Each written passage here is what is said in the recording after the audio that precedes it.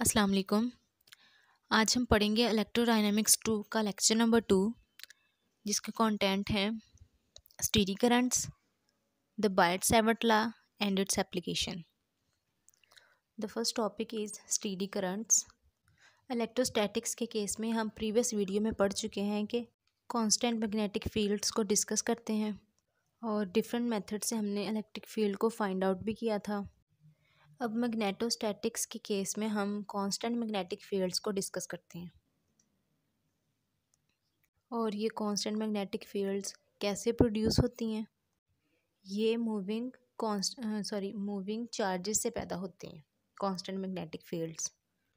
और moving charges अगर steady होंगे, मींस के कंटिन्यूसली मूविंग चार्जेस हों, तो वो कांस्टेंट मैग्नेटिक फील्ड पैदा करते हैं। और अगर मूविंग चार्जेस कंटिन्यूसली मूव नहीं कर रहे, इस केस में जो मैग्नेटिक फील्ड होगा वो कांस्टेंट नहीं होगा। एक दफ़ा इसको रीड आउट कर लेते हैं।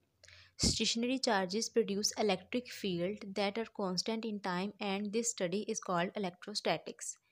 Steady currents produce magnetic field that are constant in time. The theory of steady current is called magnetostatics. Steady current means continuous flow of charges without change and without piling up anywhere. When a steady current flows in a wire, its magnitude must be same all along the line, otherwise charge would be piling up somewhere and it would not be steady current. Last पर इस point पे बताया है stationery charges जो हैं, जब electric field constant होगी तो चार्जेस स्टेशनरी होंगे तो इलेक्ट्रिक फील्ड कांस्टेंट होगी। इस स्टडी को हम कहेंगे इलेक्ट्रोस्टैटिक। और जब स्टेडी करंट होगा तो मैग्नेटिक फील्ड कांस्टेंट होगी, इसको हम कहते हैं मैग्नेटोस्टैटिक्स।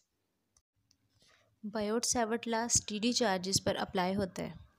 बायट-सैवर्ट लॉ दरअसल मैग्नेटिक फील्ड की वैल्यू देता है किसी पर्टिकुलर पोजीशन आर के ऊपर। सपोज़ कि हमारे पास ये एक कोऑर्डिनेट सिस्टम है, जिनमें से ये एक्स एक्सिस है, ये वाई एक्सिस है और ये जी एक्सिस है, और ये हमारे पास करंट कैरिंग लूप है जिसके अंदर से करंट फ्लो कर रहा है। हम आर पोजीशन पर मैग्नेटिक फील्ड की वैल्यूज़ को फाइंड आउट करना चाह रहे हैं। इस पॉइंट को हम फील्ड पॉइंट कह सकते हैं, या इस पोजीशन को हम फील्ड पॉइंट भी कह सकते हैं।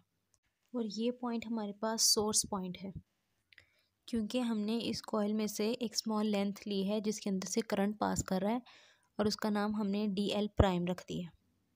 और जहाँ पर हमने ये पॉइंट DL प्राइम लिया है, इसकी पोजीशन है विद रिस्पेक्ट टू ओरिजिन। ये R जो है ये एक सेपरेशन वेक्टर है, ये सोर्स पॉइंट और फील्ड पॉइंट के दरमियान सेपरेशन है। अब म्यू नॉट क्या चीज़ है? It is the probability of free space. Its value is 4 pi into 10⁻⁻7 newton per ampere square.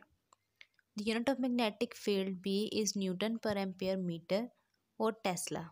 1 Tesla is equal to 1 Newton per ampere meter. Coulomb's law and Biot-Savart law. First point है इसका, Biot-Savart law plays the starting point for magnetostatics as Coulomb's law in electrostatics। के जो Biot-Savart law है ये starting point है magnetostatics में और Coulomb's law है स्टार्टिंग पॉइंट इलेक्ट्रोस्टैटिक्स में। इसका सेकंड पॉइंट है Coulomb's law is use to calculate electric field. के Coulomb's law को हम इलेक्ट्रिक फील्ड कैलकुलेट करने के लिए यूज़ करते हैं, while Biot-Savart law is use to calculate magnetic field. लेकिन Biot-Savart law को हम मैग्नेटिक फील्ड कैलकुलेट करने के लिए यूज़ करते हैं। थर्ड पॉइंट है बोथ डिपेंड ऑन 1/r²। के जो Coulomb's law है और Biot-Savart law है ये दोनों 1/r² पे डिपेंड करते हैं, मीन्स के दोनों की डिपेंडेंस जो है वो सेम है जी। तो नेक्स्ट है एप्लीकेशन ऑफ Biot-Savart law। इसकी स्टेटमेंट है magnetic field at distance s from a long straight wire carrying a steady current I। एक हमारे पास ये लॉन्ग स्ट्रेट वायर है जिसमें से करंट फ्लो कर रहा है। हमने मैग्नेटिक फील्ड फाइंड आउट करना है at point P।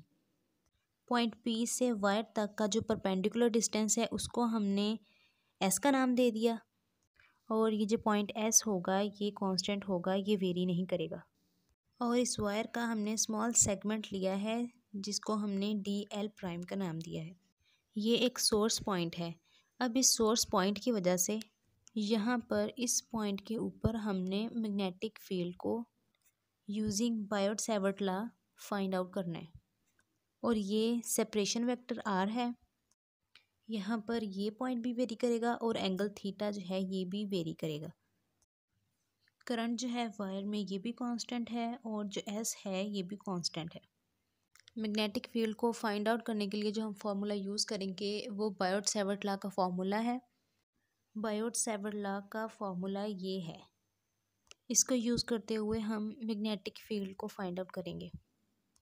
From this figure D L prime cross R cap is equal to, हमें पता है कि ये क्रॉस प्रोडक्ट हो रहा है इनके बिटवीन, तो किसके इक्वल आ जाएगा D L prime R cap into sine alpha. Sine alpha क्यों आया? क्योंकि डी एल प्राइम के बिटवीन जो एंगल है वो अल्फ़ा का बन रहा है। आप यहाँ पे देख सकते हैं alpha. R is a unit vector whose magnitude is 1, so we can write R की वैल्यू तो 1 हो गई, तो हम इसको किस तरह से लिख सकते हैं? D L prime sine alpha is equal to D L prime sine into 90 minus theta. अब ये 90 माइनस थीटा क्यों है? आप इस डायग्राम में देखें, ये वाला एंगल थीटा है और ये वाला एंगल 90 है, तो ये वाला जो एंगल है ये 90 माइनस थीटा का एंगल होगा। यहाँ पर अल्फ़ा की वैल्यू क्या बनेगी? 180 माइनस 90 माइनस थीटा, तो अल्फ़ा की वैल्यू आएगी 90 माइनस थीटा। और साइन 90 माइनस थीटा जो है वो कॉस थीटा के इक्वल होगा, तो कॉस थीटा की वैल्यू पुट कर दें, आ जाएगा D L prime into cos theta. Cos theta कैसे है? साइन 90 माइनस थीटा की वैल्यू कॉस थीटा है। इस डायग्राम में देखें तो ये बेस है और ये परपेंडिकुलर है, तो परपेंडिकुलर ओवर बेस जो है वो टेन थीटा के इक्वल होता है, तो आ जाएगा perpendicular L over base S. L by S is equal to tan theta, L prime by S is equal to tan theta. अब एस जो इधर डिवाइड हो रहा है वो उधर दूसरी साइड पे जाके टेन थीटा के साथ मल्टीप्लाई हो जाएगा, तो बन जाएगा L prime is equal to S tan theta. अब हमने इसका डिफरेंशियल ले लेना है, तो आ जाएगा D L prime is equal to, जब एस टेन थीटा का डिफरेंशियल लिया तो उसका आंसर आएगा S secant square theta D theta. अब हमें पता है कि जो सीकेंट है वो 1 ओवर कोस के इक्वल है, तो सीकेंट की जगह पे 1 ओवर कोस लिखेंगे तो आ जाएगा D L prime is equal to S divided by cos square theta D theta. Also from the figure we can see that S is equal to R cos theta. अब ये term S over R cos theta कैसे है? S जो है ये तो हमारे पास base है, लेकिन जो आर है ये हमारे पास हाइपोटेन्यूज है। हमें पता है कि कॉस जो है वो इक्वल होता है बेस ओवर हाइपोटेन्यूज, तो क्या आएगा? बेस क्या है? एस, और हाइपोटेन्यूज क्या है? R. S by R is equal to cos theta, तो जो डिनोमिनेटर में आर है वो कॉस के साथ मल्टीप्लाई हो जाएगा, बन जाएगा S is equal to R cos theta. इस रिलेशन से हम 1 ओवर आर स्क्वायर की वैल्यू निकाल सकते हैं, जो कि है 1 over R square is equal to cos square theta divided by S square. अब हमने बायोट-सैवर्ट लॉ यूज़ करना है। B R is equal to mu naught over 4 pi integral sine I cross R cap over R square D L prime is equal to mu naught over 4 pi I integral sine D L prime into R cap divided by are square. ये है Biot Savart law. अब हम इस फॉर्मूले में 1 over R square की value put करेंगे और D L prime cross R cap की वैल्यू पुट करेंगे। 1 ओवर आर स्क्वायर की वैल्यू है ये वाली, 1 ओवर आर स्क्वायर की वैल्यू है, और ये वाली डी एल प्राइम आर की वैल्यू है, और इसमें से ये डी एल प्राइम की वैल्यू भी हम वहाँ पे पुट करेंगे। तो अब वैल्यूज़ पुट करें। B is equal to mu naught 4 pi I integral sine theta 1 to theta 2। अब पहले यहाँ पे हमने 1 ओवर आर स्क्वायर की वैल्यू पुट की, जो कि है cos square theta over S square. फिर हमने D L prime cross R की वैल्यू पुट की जो कि थी कॉस थीटा, और डी एल प्राइम की वैल्यू है S cos square theta D L. ये सब वैल्यूज़ पुट करके हमारे पास ये मेन टर्म आ गई। कॉस स्क्वायर थीटा के साथ कट गया क्योंकि एक नोमिनेटर में है और एक डिनोमिनेटर में है। एस जो है वो एस की एक पावर के साथ कट जाएगा, तो रिमेनिंग वैल्यूज़ हैं b is equal to mu naught over 4 pi S I integral sine theta 1 to theta 2 cos theta D theta.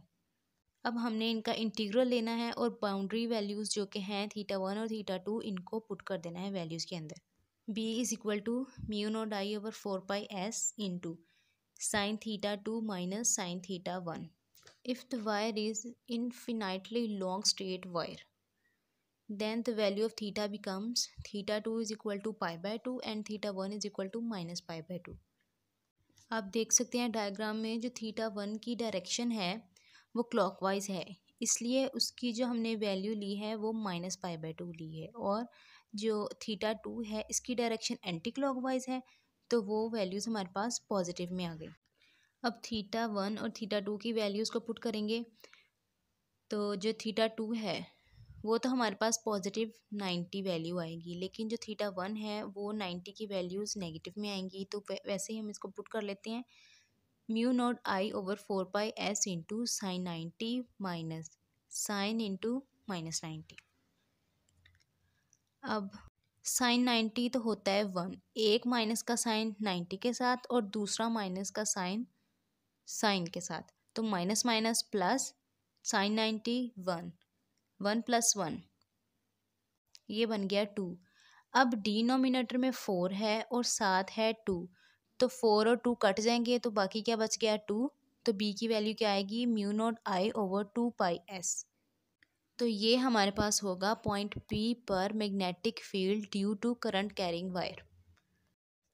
अब इसकी सेकंड एप्लीकेशन है magnetic field at a distance z above the center of a circular loop of radius r which carries a steady current I। आपको slide में ये नज़र आ रहा होगा कि ये एक सर्कुलर लूप है जिसके अंदर करंट फ्लो कर रहा है। हमें मैग्नेटिक फील्ड फाइंड करनी है पॉइंट P के ऊपर। हम इस करंट लूप को स्मॉल एलिमेंट्स में डिवाइड कर लेते हैं, और प्रीवियस एप्लीकेशन की तरह ही हम बायोट-सैवर्ट लॉ को यूज़ करते हुए पॉइंट P पर मैग्नेटिक फील्ड फाइंड करेंगे। हमने इस करंट लूप को डिफरेंट पार्ट्स में डिवाइड किया है और हर पार्ट का नाम हमने DL प्राइम रख दिया, जैसे कि आपको स्लाइड में नज़र आ रहा है DL प्राइम। इस स्लाइड को रीड कर लेते हैं। Suppose the whole circular wire is divided into small elements, कि हमने उसको स्मॉल एलिमेंट्स में डिवाइड किया, and each element DL prime produces a magnetic field, और जो हर एक एलिमेंट है DL प्राइम के जितने भी एलिमेंट्स हैं वो मैग्नेटिक फील्ड प्रोड्यूस कर रहे हैं एट पॉइंट P। आप यहाँ पे देख सकते हैं कि जो DL प्राइम है ये इस सर्कुलर लूप के ऊपर टेंजेंट है, और जो R है ये रेडियल लाइन है, ये इस करंट लूप का रेडियस है, और इस रेडियस की प्लेन में ये वेक्टर, ये सेपरेशन वेक्टर R है, स्मॉल r। सो इस स्मॉल एलिमेंट DL प्राइम की वजह से जो मैग्नेटिक फील्ड है वो है DB is equal to mu naught I over 4 pi R square DL prime. अब टोटल मैग्नेटिक फील्ड को फाइंड करने के लिए जो स्मॉल एलिमेंट्स हैं, ठीक है, जो सारे स्मॉल एलिमेंट्स होंगे उनका इंटीग्रल ले लेंगे।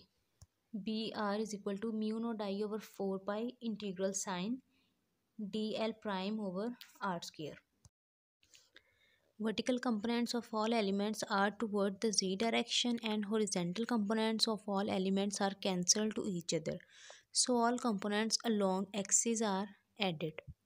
Vertical components को add करने के लिए हमें ये करना पड़ेगा कि BZ is equal to BR into cos theta, कि इसको cos थीटा के साथ मल्टीप्लाई करना पड़ेगा। BZ is equal to BR की वैल्यू लिखेंगे और साथ में cos थीटा के साथ मल्टीप्लाई कर देंगे।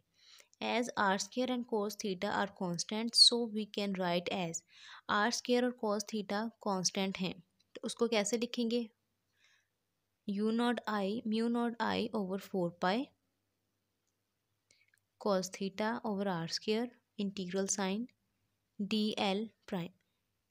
कांस्टेंट तो हैं लेकिन इनका काम क्या है? अगर कांस्टेंट हैं तो हमने उनको इंटीग्रल साइन के बाहर लिख लेना है, ठीक है। तो उनको बाहर लिख लिया, कोस थीटा को और आर स्क्वायर को इंटीग्रल साइन के बाहर लिख लिया।